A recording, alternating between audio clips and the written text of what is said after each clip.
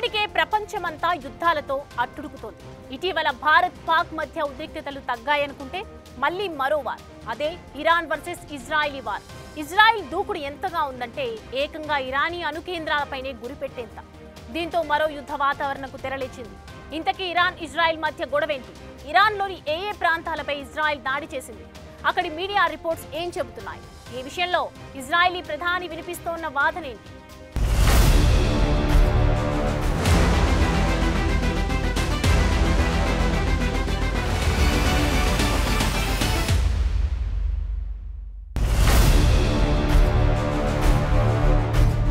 Iran రాజధాని Tehran స్థానిక సమయం ప్రకారం తెల్లవారుజాము 3:30 గంటలకు ఉన్నట్టుండి పేలుళ్లు సంభవించడంతో ఒక్కసారిగా నగరం ఉలిక్కిపడింది.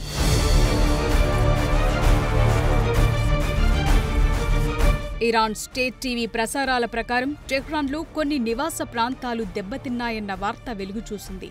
రాజధాని ఈశాన్యంలో కూడా పేలుళ్ల చప్పుళ్లు వినిపించాయని రిపోర్ట్ చేసింది టీవీ ఛానల్.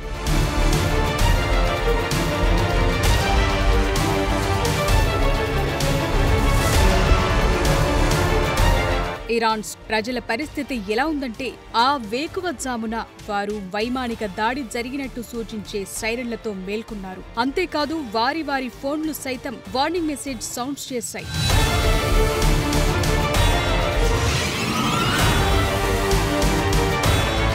ఇంతలో ఇజ్రాయెల్ సైన్యం నుంచి వచ్చిన అప్డేట్ ఏంటంటే ఇరాన్లోని వివిధ ప్రాంతాల్లోని అణు లక్ష్యాలతో సహా డజన్ల కొద్దీ సైనిక లక్ష్యాలను ధ్వంసం చేసినట్టు తెలిసింది. రాజధాని టెహ్రాన్కి దక్షిణంగా అంటే 225 కిలోమీటర్ల దూరంలో ఉన్న నటాంజ్ అణుకేంద్రంలో పేలుడు సంభవించినట్టు తెలియటంతో అదిరి పడింది ఇరాన్ ప్రభుత్వం. ఇరానీయులు కూడా ఈ వార్త తెలిసి ఆందోళన చెందారు.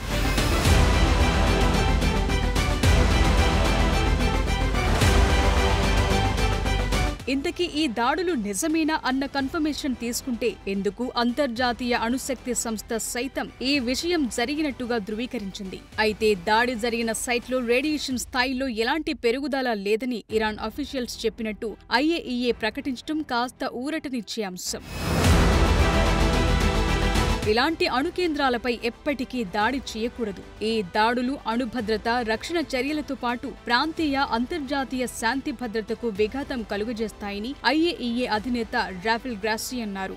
అణుభద్రతను ప్రమాదంలో పడేసే సైనిక చర్య ఇరాన్ ప్రజలకు మాత్రమే కాదు, అంతకు మించిన పరిణామ క్రమాలకు దారితీస్తుందని ఆయన వివరణ ఇచ్చారు. ఇరు పక్షాలు సమస్య మరింత తీవ్రతరం కాకుండా సంయమనం పాటించాలని పిలుపునిచ్చారు Rafale గ్రాస్సీ.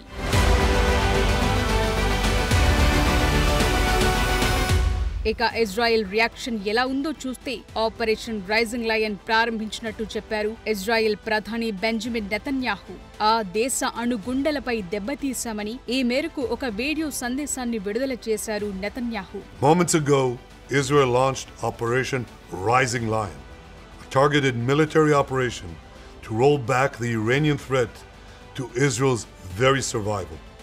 This operation will continue for as many days as it takes to remove this threat.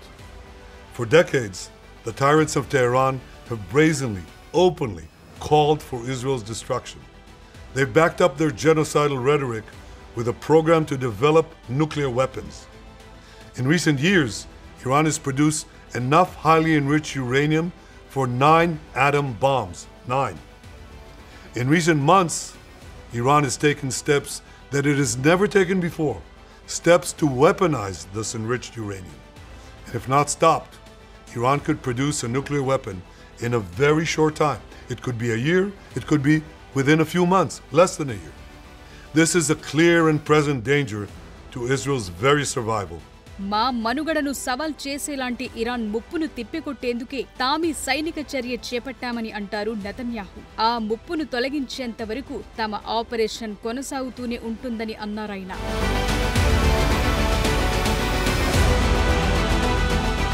Israel ని నాశనం చేస్తామని కొన్ని దశకాలుగా ఇరాన్ బహిరంగ వ్యాఖ్యలు చేస్తూనే ఉంది. అణ్వాయుధ అభివృద్ధి చేసేందుకు కూడా తీవ్ర యత్నాలు సాగిస్తోంది. ఇటీవల ఇరాన్ అధిక మొత్తంలో శుద్ధి చేసిన యురేనియం ఉత్పత్తి చేసింది. దీంతో 9 అణుబాంబులు తయారు చేయొచ్చని అంటారు నెతన్యాహు.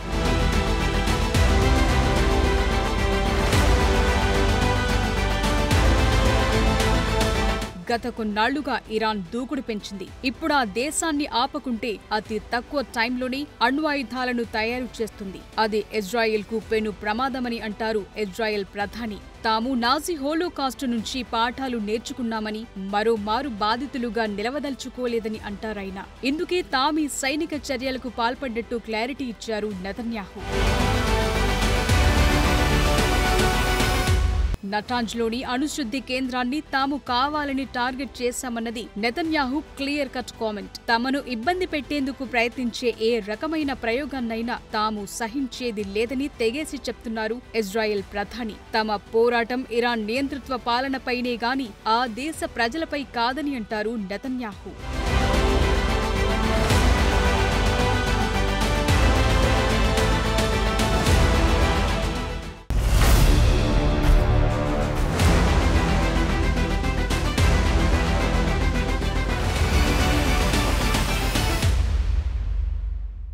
తమ అణుప్రయోగం కేవలం పౌర ప్రయోజనాల కోసమని అంటోంది ఇరాన్. అయితే ఈ మాట ఇజ్రాయెల్ మాత్రమే కాదు, అణు నిఘా సంస్థ కూడా నమ్మటం లేదు. మరి ఇరాన్ అసలు ఉద్దేశం ఏంటి?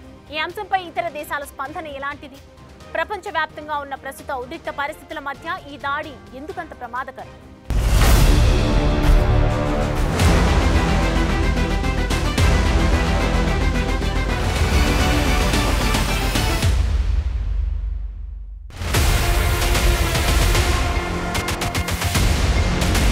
ప్రస్తుతం ప్రపంచ వాతావరణం ఏమంత సరిగా లేదు. ఇటు చూస్తే రష్యా ఉక్రెయిన్ మధ్య 3 ఏళ్లకు పైగా యుద్ధం జరుగుతూనే ఉంది. ఈ మధ్య ఈ రెండు దేశాలు ఒకరిపై మరొకరు భీకర దాడులు చేసుకున్న పరిస్థితులు. సరిగ్గా శాంతి చర్చలకు ముందు ఉక్రెయిన్ రష్యన్ వైమానిక దళాలపై దాడి చేయటం తెలిసిందే. దీనికి రష్యా ప్రతీకార దాడులు చేసింది విదితమే.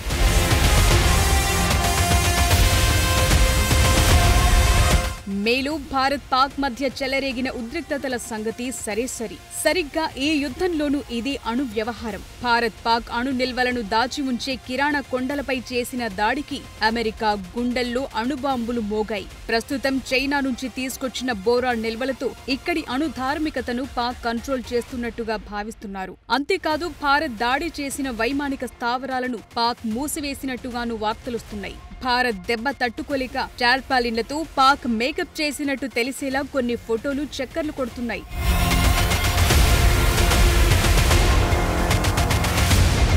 ఇక సిరియా యెమెన్లపై అమెరికా తరచూ చేసే దాడులది మరో యుద్ధగాథ.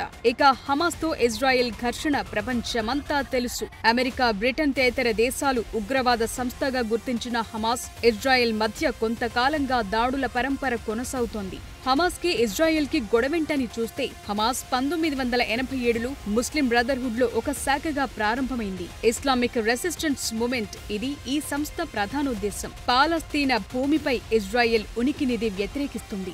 ఆక్రమిత వెస్ట్ బ్యాంక్, తూర్పు జెరూసలేం, గాజా అంతటా ఇస్లాం రాజ్యం ఉండాలని కోరుతుంది హమాస్. 2007 నుంచి గాజా స్ట్రిప్లో హమాస్ పాలన నడుస్తోంది. 2025 జనవరిలో వీరి మధ్య యుద్ధాన్ని ఆపటానికి ఇజ్రాయెల్, పాలస్తీనా ఖైదీలను విడుదల చేయటానికి ఒక ఒప్పందం జరిగింది కూడా.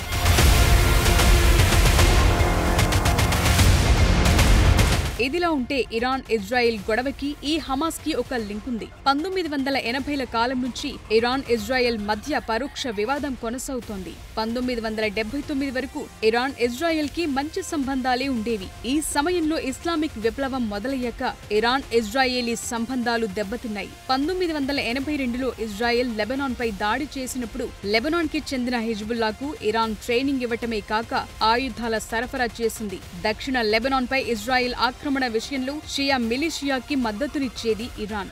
ఇరానియన్ ఇస్లామిస్టులు పాలస్తీనాకు మద్దతిచ్చేవారు. 1979 తరువాత పాలస్తీనా లిబరేషన్ ఆర్గనైజేషన్, ఆ తరువాత పాకిస్తాన్ ఇస్లామిక్ జిహాద్, హమాస్ తో సంబంధాలు ఏర్పరచుకుంది ఇరాన్. 2006లో ఇరానీ మద్దతు గల హిజ్బుల్లాతో ఇజ్రాయెల్ యుద్ధం చేసింది. గాజా స్ట్రిప్, దాని చుట్టుపక్కల గల పాలస్తీనీయులతో ఇజ్రాయెల్ అనక దాడులు చేసింది. 2008 నుండి 2009, 2012, 2014, 2021, 2023 నుండి 2024లో ఈ యుద్ధాలు సాగాయి.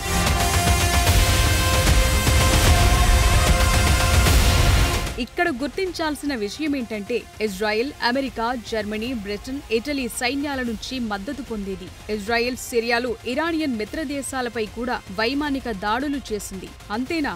ఇరానియన్ అణు శాస్త్రవేత్తలను హత్య చేసినట్టుగాను ఆరోపణలున్నాయి. 2018లో ఇజ్రాయెల్ దళాలు సిరియాలో ఇరాన్ దళాలపై నేరుగానే యుద్ధం చేసిన పరిస్థితులున్నాయి.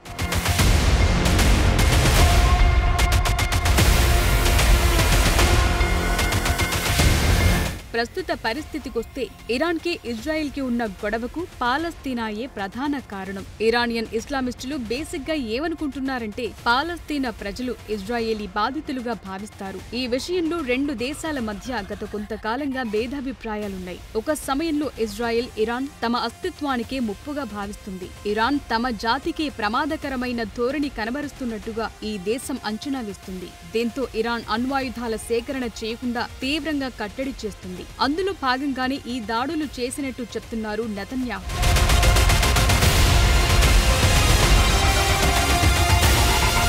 అయితే తమ అణు కార్యక్రమం కేవలం పౌర ప్రయోజనాల కోసమంటుంది ఇరాన్. అయితే ఈ విషయం యుఎస్ తదితర దేశాలతో పాటు అణు నిఘా సంస్థ IAEA సైతం నమ్మటం లేదు. వారం క్రితం nuclear watchdog board of governance 20 ఏళ్లలో మొదటిసారిగా ఇరాన్ దాని అణ్వస్త్ర వ్యాప్తి నిరోధక బాధ్యతలు ఉల్లంఘించినట్టు ప్రకటించింది. ఇరాన్ తన యురేనియం నిల్వలపై సరైన వివరాలను అందించలేకపోయిందని వివరించింది. ఈ పక్కా సమాచారంతోనే ఇజ్రాయెల్, ఇరాన్ అణు కేంద్రాలపై దాడులకు తెగబడింది.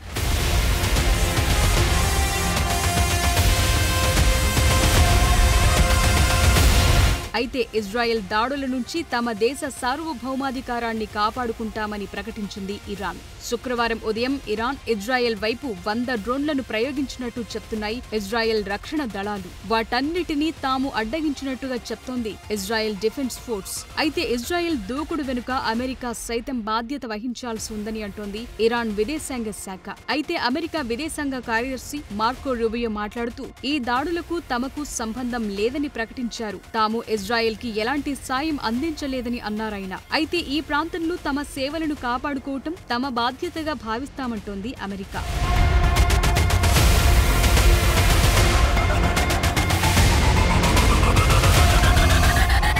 ఇక్కడ అమెరికా ప్రమేయం ఉన్నా లేకున్నా తమ జాగ్రత్తలు తమవని అంటోంది ఇజ్రాయెల్. తమపై ఇరాన్ ఎప్పటి నుంచో ఒక కన్నేసి ఉండటం చేత తమ రక్షణలో తాము ఉన్నామని ప్రకటిస్తోంది ఇజ్రాయెల్. ఇదిలా ఉంటే ఈ దాడులు ఆందోళన కలిగించేవిగా భావిస్తోంది యూకే. ఈ దిశగా ఇంగ్లాండ్ ప్రధాని కీర్ స్టార్మర్ అన్నారు. ఆస్ట్రేలియా విదేశాంగ మంత్రి పెన్నీ వాంగ్ మాట్లాడుతూ ఈ దాడులు అస్థిరతకు కారణమయ్యే అవకాశముందని అభిప్రాయపడ్డారు. France, Japan, Turkey, Indonesia, Saudi సైతం దాడులను ఖండించాయి. తాము సైతం దాడుల పట్ల ఆందోళన చెందుతున్నట్టు ప్రకటించింది చైనా. ఐక్యరాజ్య సమితి ప్రధాన కార్యదర్శి గుటెర్రస్ ఇది తీవ్ర ఉద్రిక్త పరిస్థితికి దారితీయకుండా సంయమనం పాటించాలని ఇరుపక్షాలను కోరారు.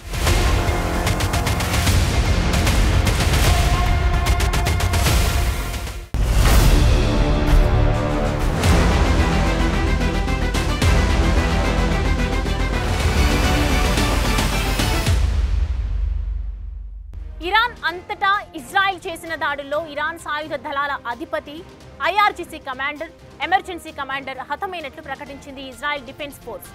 ఇరాన్ అణుశాస్త్రవేత్తలు 6గురితో పాటు 100కి పైగా ప్రాణాలు పోయాయని, మృతుల్లో పిల్లలతో సహా పౌరులు కూడా ఉన్నట్లు ప్రకటించింది ఇరాన్ స్టేట్ టీవీ. ఇటీవల ఇది ప్రస్తుత మరో యుద్ధం తాలూకు పర్యావసనం. ఇప్పటికే కొన్నేళ్లుగా సాగుతున్న ఈ ఘర్షణాత్మక వాతావరణం ఈ దాడులతో ఏ మలుపు తీసుకుంటుందో తేలాల్సి ఉంది. For more videos like this, subscribe Big TV channel.